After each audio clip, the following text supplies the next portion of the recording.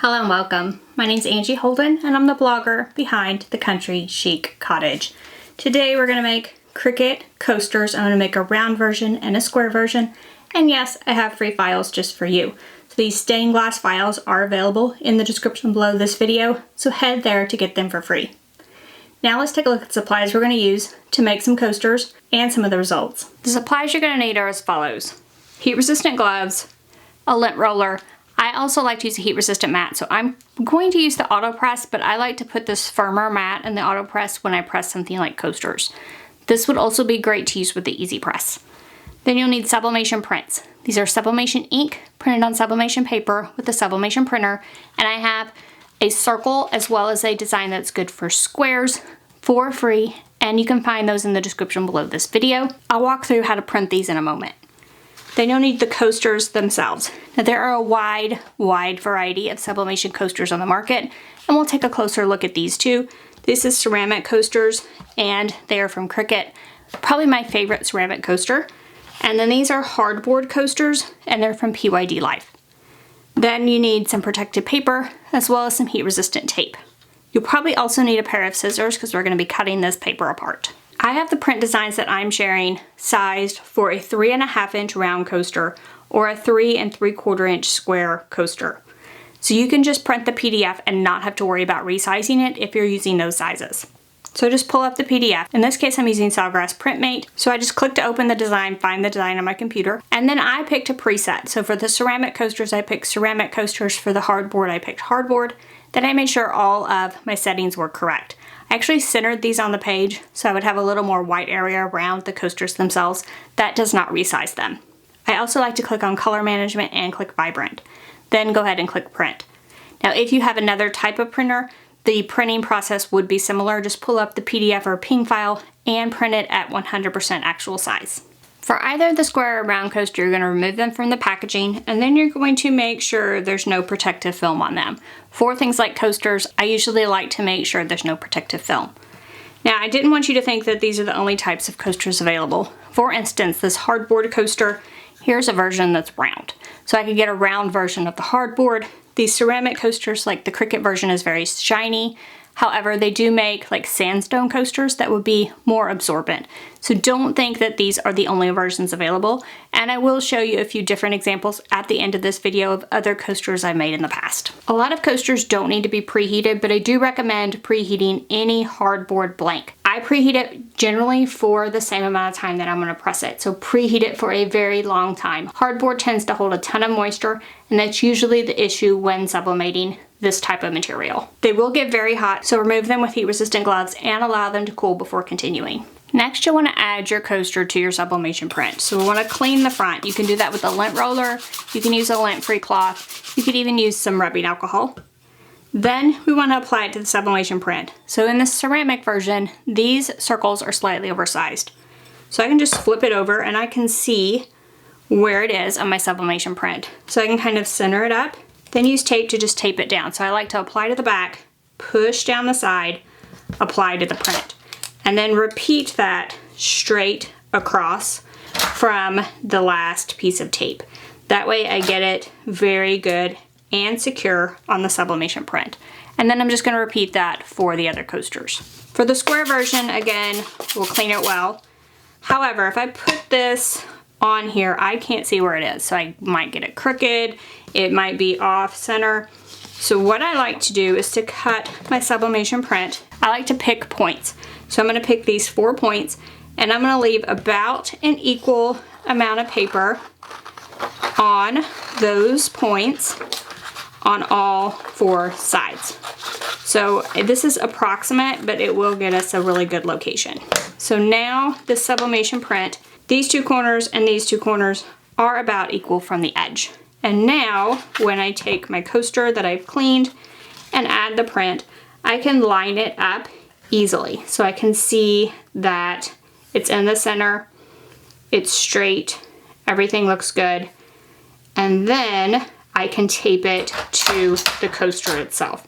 So in this case, I would probably use those 4 same points to tape it, just to make sure that I got it into the right location.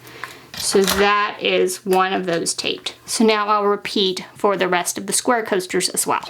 Here are my coasters completely taped. So I did want to note that some coasters, the tape does not want to stick to the back for some reason. If that happens to you, Dye Trans Pro Spray, you can spray the sublimation print and then it makes it slightly tacky, and then you can put your coasters on it. So that is an alternative for those cases. Now some coasters, like these Cricut coasters, say to sublimate them upside down. I personally don't find good results with that, so I always turn them right side up. So what I do is do protective paper. I'll need a piece for the bottom as well as the top.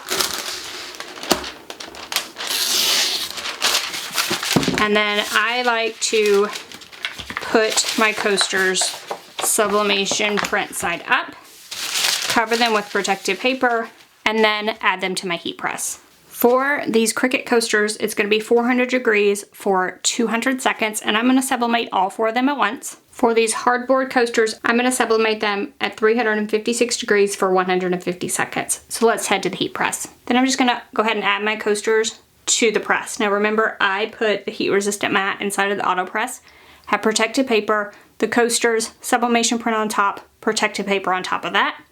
Then I am going to press for the time and temperature that I said earlier.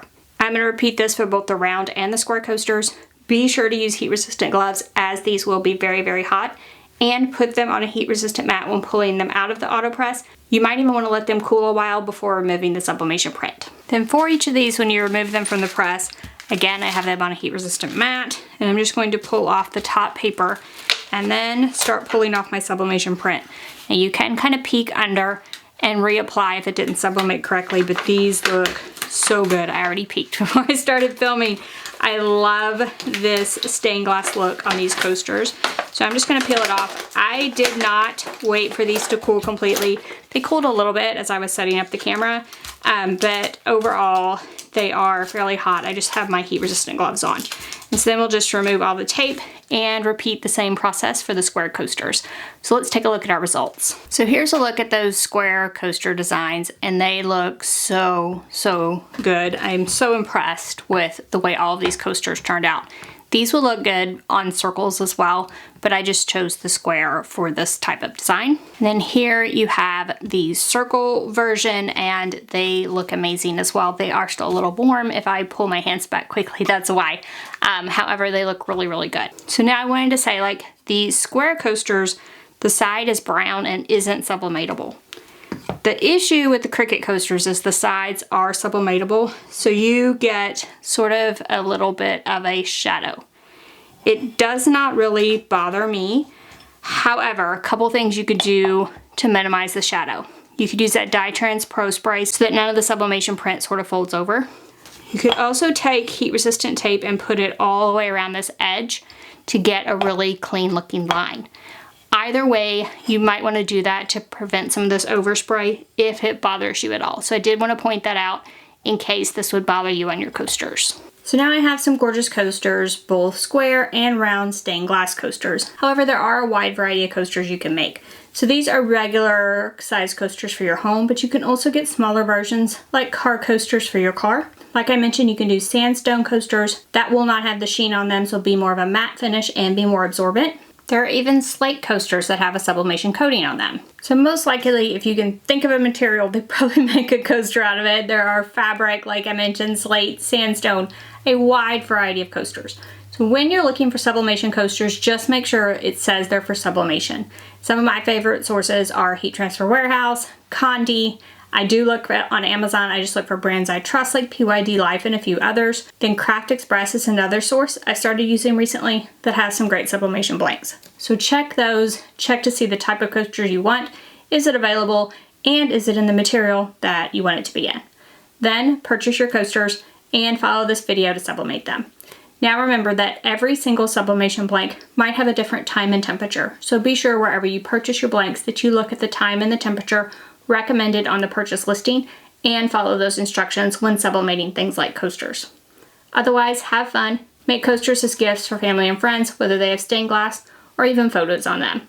So thank you all so much for joining me. If you have any questions about sublimation or sublimation coasters, drop down in the comment section, ask away. If you liked this video, if it helped you, give us a thumbs up. And if you haven't already, head on over to our YouTube channel, hit that subscribe button. We have videos just like this one every single week, and trust me, you don't want to miss any of those. So thank y'all so much for joining me, and I'll see you next week. Bye-bye.